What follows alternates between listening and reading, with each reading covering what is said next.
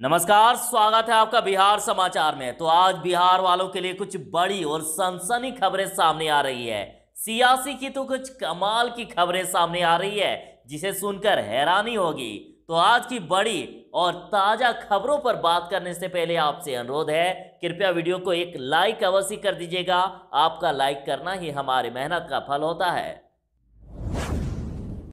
तो बिहार में कोरोना के मामले लगातार बढ़ते जा रहे हैं और 2087 नए कोरोना पॉजिटिव मरीज मिल गए और संक्रमितों की संख्या बढ़कर 1,32,935 तक पहुंच गई। तो खैर, थोड़ी सी राहत भरी खबर यहां है कि लगातार मरीज स्वस्थ हो रहे हैं। रिकवरी रेट बढ़ गया है, 85.94% से ज्यादा हो गया है रिकवरी रेट। तो यदि आज की बात करें कि आखिर कहां से कितने नए मरीज मिले, तो देखिए 4 जिलों में 100 से ज्यादा मरीज मिल गए हैं। जैसे कि पटना में सबसे ज्यादा 315, अररिया में 104, मधुबनी में 112, गोपालगंज में 104 और उसके साथ ही अरवल में 18, औरंगाबाद में 29, बांका में 35, बेगूसराय में 52, भागलपुर में 69, भोजपुर में 25, बक्सर में 26, दरभंगा में 36, पूर्वी चंपारण में 71, गया में 53, जमुई में 43, जहानाबाद में 20, कैमूर में 5, कटिहार में 67, खगड़िया में 4, किशनगंज में 42, लखीसराय में 32, मधेपुरा में 47, मुंगेर में 25, मुजफ्फरपुर में 98, नालंदा में 44, नवादा में 16, पूर्णिया में 81, रोहतास में 32, सहरसा में 64, समस्तीपुर में 80, सारण में 60, शेखपुरा में 23, शिवहर में 12, सीतामढ़ी में 30, सिवान में 26, सुपौल में 51, वैशाली में 50 और पश्चिमी चंपारण में 81 नए संक्रमितों की पहचान हुई।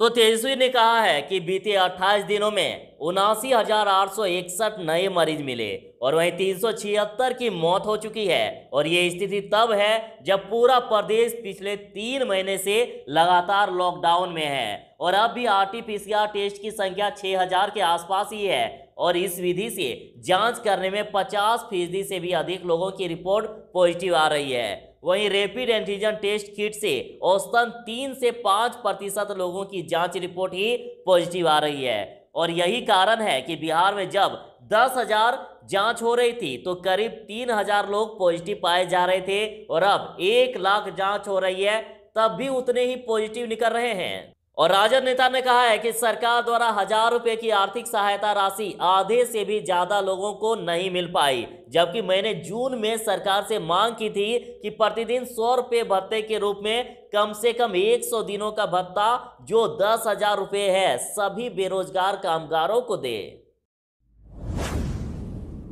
तो कोरोना से बचाव में विफल रही सरकार और सीएम राहत कोष का दे हिसाब, तेजस्वी यादव का बड़ा ऐलान। तो बिहार विधानसभा में विपक्ष के नेता तेजस्वी यादव ने कहा है कि सरकार कोरोना महामारी से बचाव में विफल रही है और पार्टी कार्यालय पर प्रेस कॉन्फ्रेंस कर उन्होंने दावा किया है कि राज्य सरकार बिहार को बर्बादी की ओर ले जा रही है और लोगों की जान माल से खेल रही है। उन्होंने कहा है कि जिस सरकार ने सदन तक को गुमराह किया, ऐसी सरकार पर जनता विश्वास क्यों करे और राजद की सरकार आती है तो हम सामाजिक न्याय के साथ आर्थिक न्याय भी करेंगे। तो जेडीयू सांसद ललन सिंह ने कहा कि आरजेडी में मची भगदड़ और ढेर हो जाएगा महागठबंधन। तो जदयू नेता तथा मुंगेर के सांसद राजीव रंजन उर्फ ललन सिंह ने शनिवार को बड़ा खुलासा करते हुए कहा है कि 1 सितंबर को राजद के कई नेता हमारी पार्टी की सदस्यता ले सकते हैं। और जदयू के प्रदेश मुख्यालय में आयोजित पत्रकार वार्ता के दौरान ललन सिंह ने कहा है कि राजद में अभी भगदड़ मची हुई है और आगामी बिहार चुनाव के बाद नेता प्रतिपक्ष तेजस्वी यादव का बोरिया बिस्तर बंध जाएगा। उन्होंने कहा महागठबंधन लालू को ढेर है और जो पूरी तरह से ढह चुका है। और इससे पहले पूर्व आईपीएस सुनील कुमार शनिवार को जदयू में शामिल हो गए।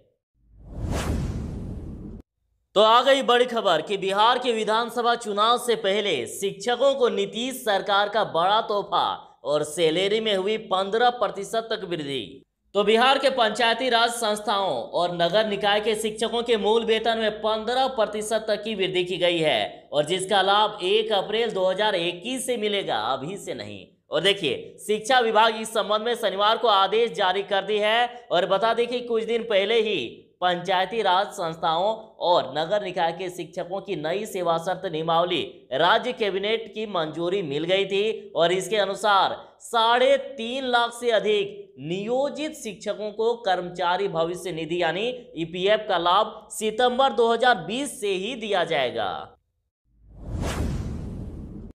तो तेजस्वी का सवाल कि बिहार सरकार बताए कि सीएम फंड और कोरोना के लिए केंद्र से क्या मिला।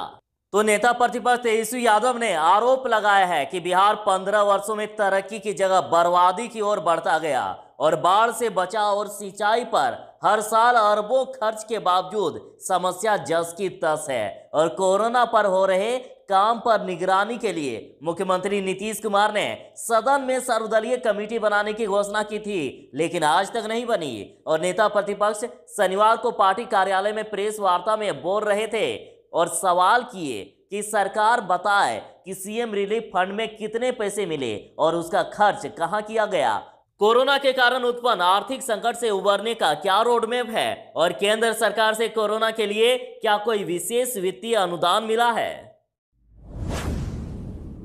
तो सीएम नीतीश कुमार ने विपक्ष पर साधा निशाना और कहा कुछ लोग भड़काएंगे पर याद रखिएगा। मुख्यमंत्री नीतीश कुमार ने विपक्ष पर निशाना साधते हुए कहा कि जिसको काम की ना जानकारी है और ना ही समझ है वे उल्टा पुल्टा बोलते रहते हैं और कुछ तो गांवों में जाकर लोगों को भड़काएंगे भी, पर सब लोग याद रखिएगा कि पहले क्या स्थिति थी और अब कितने काम हुए हैं। पहले गर्मी में भी गांव के रास्ते में भी कीचड़ दिखते थे।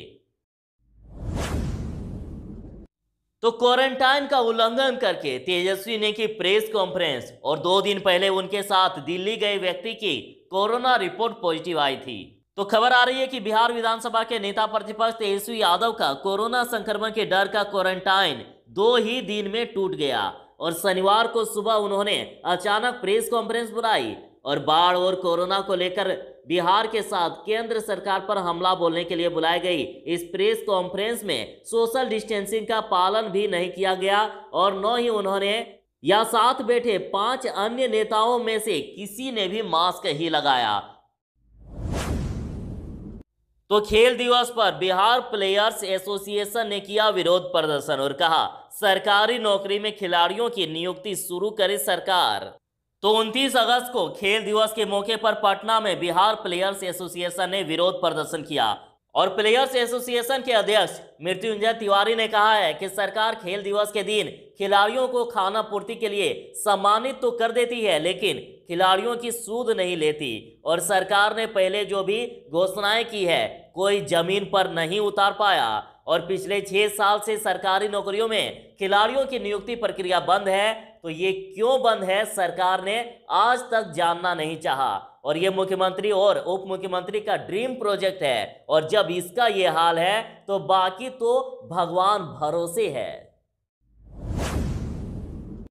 तो बिहार चुनाव में इस बार बूथों पर तैनात किए जाएंगे संविदा कर्मी और आयोग ने दे दी सशस्त्र मंजूरी। तो बिहार विधानसभा के इस चुनाव में पहली बार संविदा कर्मियों को भी चुनाव ड्यूटी पर लगाया जाएगा और राज्य निर्वाचन विभाग की अनुशंसा पर चुनाव आयोग ने इसकी सशस्त्र मंजूरी दे दी है और आयोग की मंजूरी मिलने के बाद कर्मियों की कमी से जूझ रहे निर्वाचन विभाग को बड़ी राहत मिली है।